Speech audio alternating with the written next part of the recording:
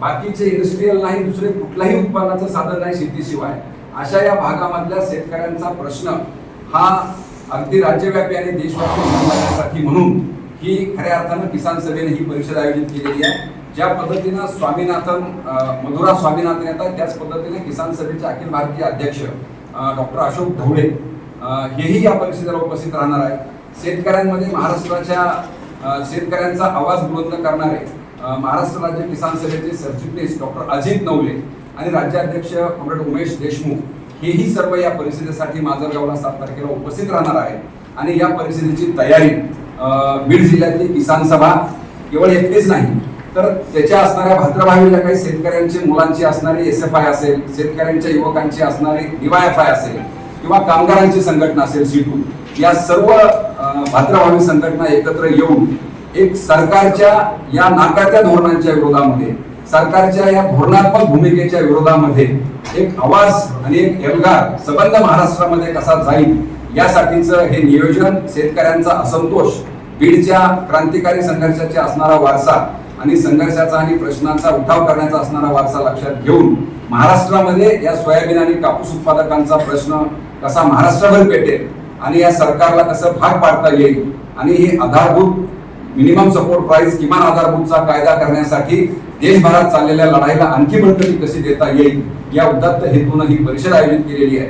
आणि म्हणून आमची विनंती आहे की या परिषदेच्या अनुषंगानं या जिल्ह्यामधल्या, या मराठवाड्यामधल्या, या विभागातल्या हजारो लाखो शेतकऱ्यांपर्यंत आपल्या माध्यमातून या परिषदेचा प्रचार आणि प्रसार व्हावा या हेतून आजची ही पत्रकार परिषद आपली बोलवलेली. आपण सर्वजण आलात त्याबद्दल पुन्हा एकदा अभिनंदन करतो आणि माझं निवेदन या ठिकाणी थांबवतो.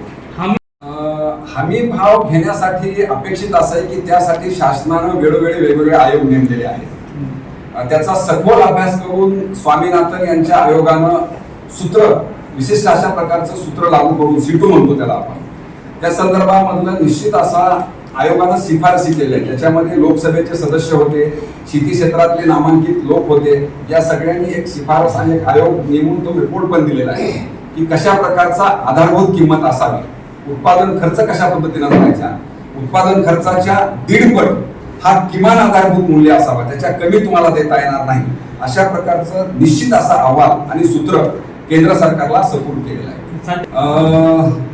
फार चांगला प्रश्न आहे सर. बरं वाटलं की आत्ताच्या सरकारने, प्रचलित सरकारने त्याला 4,600 हा हमी भाव दिलेला आहे. परंतु मला थोड्या बहुत प्रमाणात अभिनंदन पण करायचं आहे महाराष्ट्र शासनाचं, तत्कालीन महाराष्ट्र शासनाचं. तत्कालीन महाराष्ट्र शासनाने 7,600 हा शिफारस केलेला भाव होता महाराष्ट्राच्या सरकारने. सोयाबीनचा चाललाय, सोयाबीनचा एकूण खर्चाच्या बाबतीमध्ये, परंतु तो तर स्वीकारलाच नाही.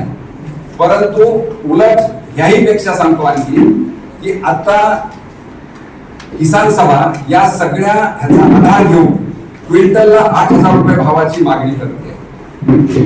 क्विंटलला 8,000. कारण 10 वर्षापूर्वी आपण सगळ्यांनी बघितलेलं आहे की आज जे केंद्रामध्ये आणि राज्यामध्ये सत्तेमध्ये असणारे लोक अगदी गळ्यामध्ये टाळ घेऊन या मराठवाड्याच्या आणि विदर्भाच्या कानाकोपऱ्यामध्ये जाऊन 6,000 रुपयाला सोयाबीनची मागणी करणारे लोक आज सत्तेमध्ये आहेत की ज्यांनी ते मग या राज्याचे उपमुख्यमंत्री देवेंद्र फडणवीस असतील, आज कृषी मूल्य आयोगाचे अध्यक्ष असणारे पाशा पटेल जे असतील, हे सर्व असल्याचे ते सगळे पदाधिकारी आहेत. आणि त्यांनी स्वतः 10 वर्षापूर्वी सोयाबीनच्या आधारभूत किंमत त्यांनी 6,000 रुपये मागणी केलेली आहे. आणि या धर्तीवरती आम्ही आज ही परिषद सोयाबीनला 8,000 रुपये प्रति क्विंटल भावाची मागणी करते. कापसासाठी आम्ही मागणी करतोय 12,000 रुपये क्विंटलची. घेण्यासंदर्भामध्ये शेतकऱ्यांच्या प्रश्नासंदर्भामधली भूमिका तिथल्या सरकारची आपल्याला बऱ्याच अंशी माहिती आहे की थोडंसं शेतकरी केंद्रित भूमिका मागच्या काही काळामध्ये त्या तत्कालीन सरकारने घेतलेली होती. परंतु भावाच्या बाबतीमध्ये मात्र नक्कीच इथल्यापेक्षा भाव जास्त होता, परंतु 8,000 होता की नाही याच्याबद्दल मी साशंक आहे.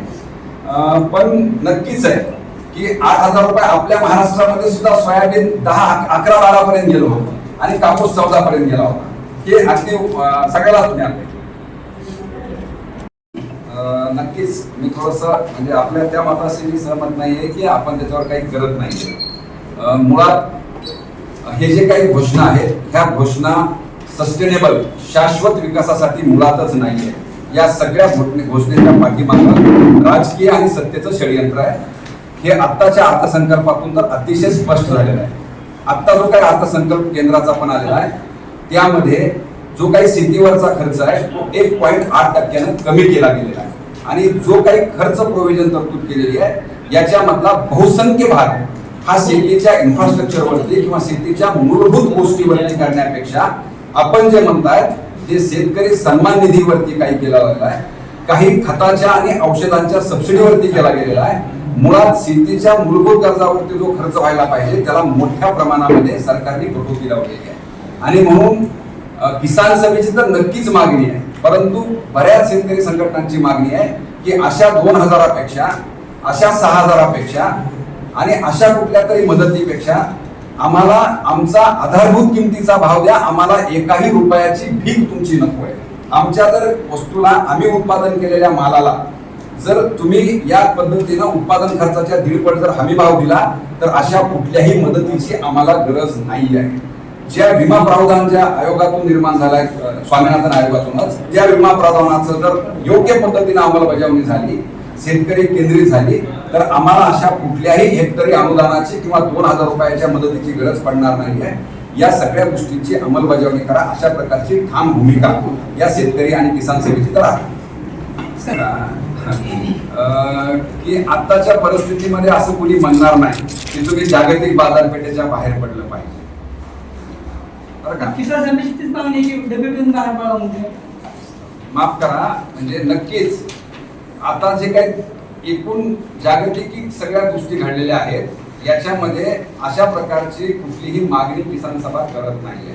परंतु या सगळ्या ह्याच्यामध्ये राहून सुद्धा बाकीचे देश आपलं स्टेटस सांभाळून आहेत की नाही, बाकीचे देश त्याच पद्धतीनं आपल्या सुद्धा देशातल्या सरकारांनी आपली जी काही अर्थव्यवस्था आहे आता कोविडमध्ये सुद्धा सगळ्यात जर कुणी तारला असेल तर शेतकऱ्यांनी तारलेला आहे आणि म्हणून आपल्या सुद्धा देशाने आपलं धोरण ठरवताना देशातला शेतकरी हा केंद्रबिंदू ठेवला पाहिजे.